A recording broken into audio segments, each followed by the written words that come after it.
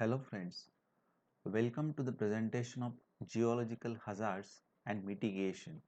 Previously we have seen two types of geological hazards, that was earthquakes and volcanoes. Today we will learn details about the geological hazard landslides. So friends, landslides refers to the downward sliding of huge quantities of land masses. Generally, such slides occurs along steeper slopes of hill or mountains. Generally, these landslides occurs in hilly and mountainous region. It must be sudden or slow in the occurrence. Also in magnitude, it may be major or minor. And landslides often lose and unconsolidated surfacial material undergoes sliding, and that is called a landslides. But sometimes huge block of consolidated rocks may also slides and move downwards because of the steeper slope. So a landslide, this is a picture of landslide showing the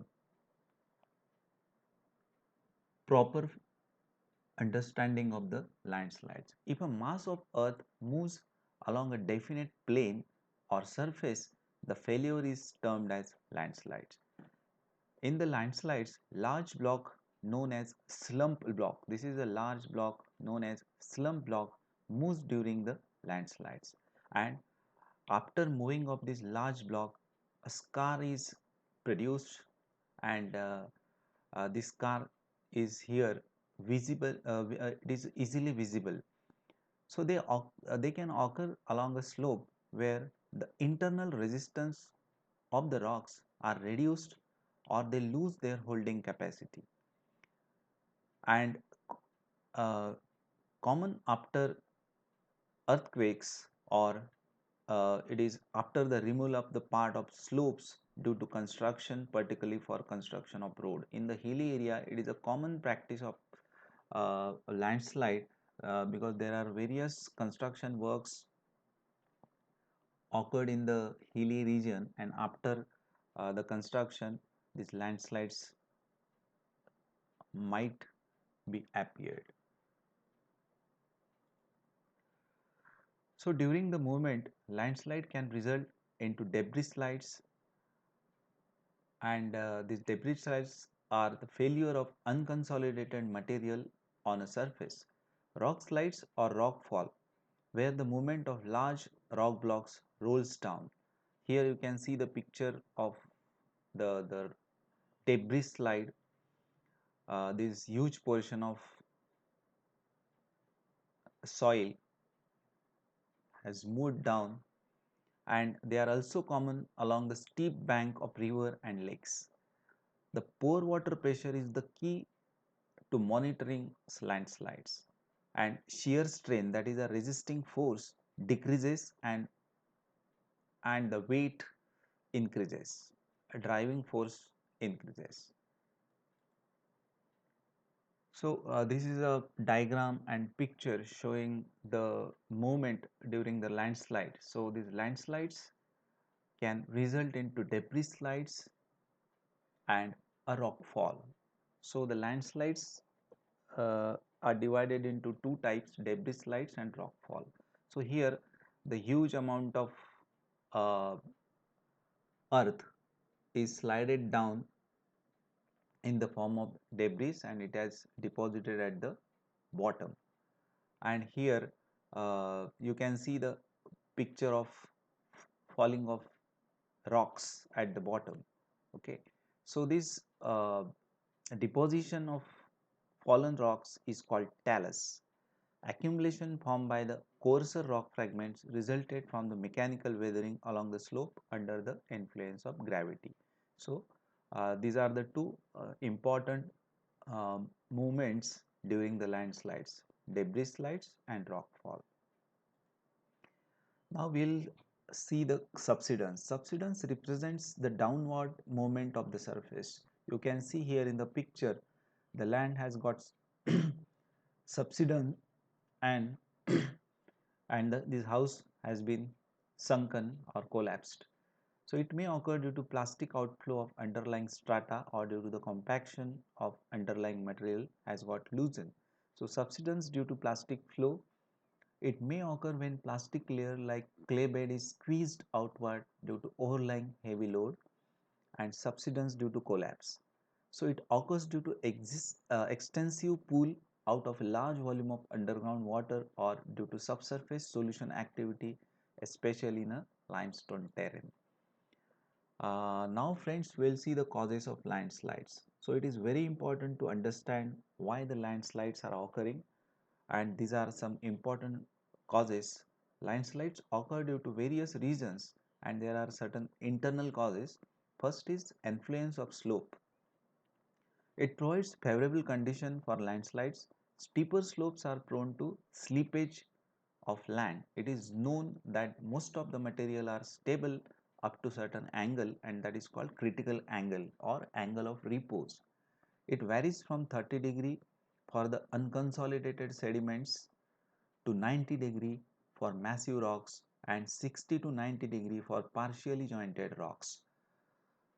Second is the groundwater or associated water. So the main factor responsible for slippage is the groundwater. And suppose the hard or massive rocks are underlain by softer rocks, for example shale or clay.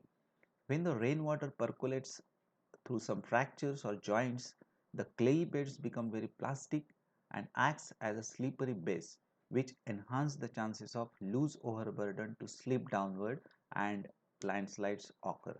So water is the most powerful solvent which not only causes decomposition of minerals in the rocks but also leaches out soluble matter of the rocks and reduces the compressive strength of the rock.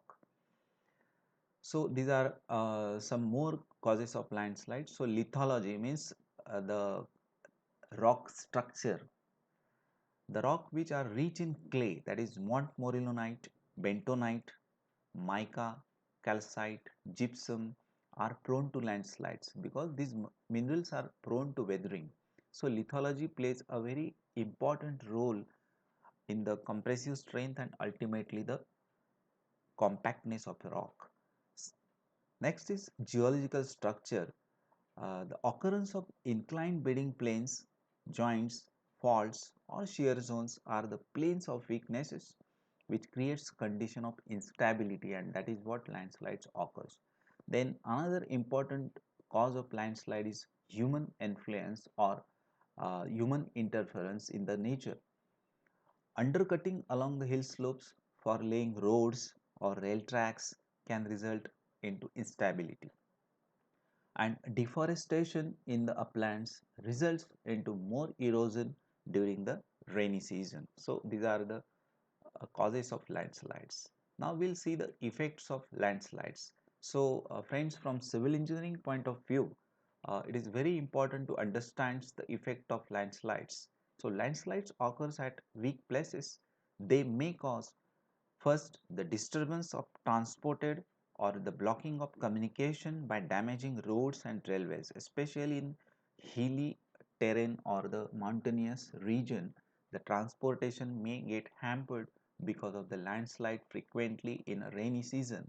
And that is what utmost care has to be taken in the hilly or mountainous region to uh, to prohibit these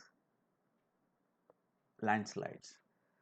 So the barrier, second is the barrier to the river flow in the valleys, leading to their overflows and floods. Third is damage to sewer and other pipelines because of the landslides, and the burial or destruction of the buildings and other constructions. So these are the important effects of landslide from civil engineering point of view. Now we will see the preventive measures of for landslides. So it is very important to think about the preventive measures to avoid the landslides. The main factors which contribute to landslides are slope, water content and geological structure. So these are the three very important consideration to prevent the landslides. We'll see one by one. Slope. So the slope is very important factor Retaining wall may be constructed against the slopes, which can prevent rolling down of material. Terracing of the slope is an effective measure to prevent the landslide. Second is the effect of water. So, make proper drainage networks for quick removal of percolating moisture or rainwater by constructing ditches and waterways along the slopes, so that we can prohibit the entry of water in the cracks or the fractures of the rocks, and thereby uh, prohibit the deterioration of the compressive strength and thereby prohibit the landslides. Next is geological structure. Weak plains or zones may covered or grouted to prevent percolation of water. This increases the compaction of loose material and thereby decreases the chances of landslides. So these are more preventive measures. First is to counter the effect of slope. So this is the picture of retaining wall shown in this photo. So the retaining wall may be constructed against the slope so that the material which rolls down is not only prevented from further fall but also reduces the slope. Second is to counter the effect of water. A proper drainage system is the suitable measure. So this involves the quick removal of percolated moisture by means of surface drainage and subsurface drainage. Next is to counter the structural defects in the land.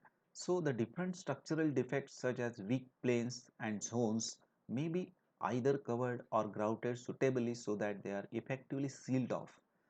Next is these measures not only prevent the avenues for percolation of the water but also increases the compaction of the material concerned. So this is a picture of a land portion of land where the grouting has provided and it prevents the landslides.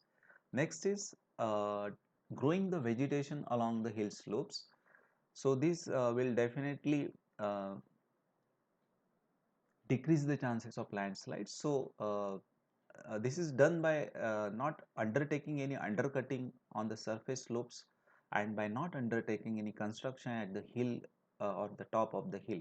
So to counter the loose nature of the overburden, growing vegetation, plants and shrubs on a loose ground helps in keeping a loose soil together, avoiding heavy traffic and blasting operations near the weak places. Naturally helps in preventing the occurrence of the landslides.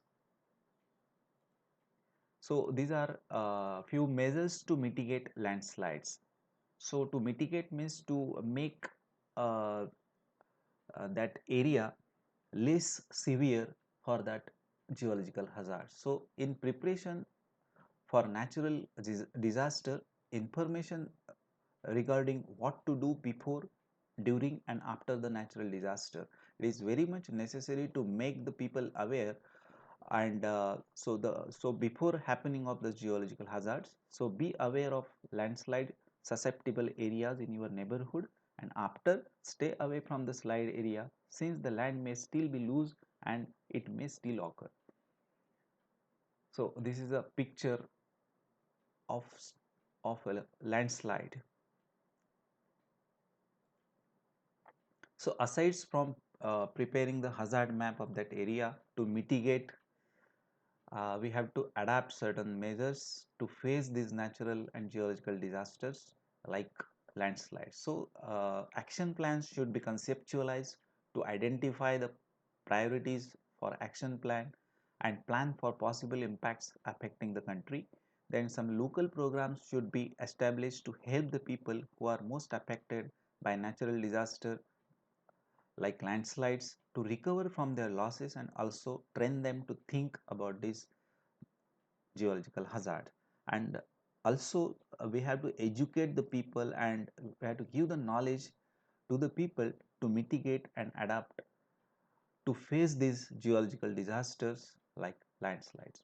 So thank you friends for watching this video. Thanks.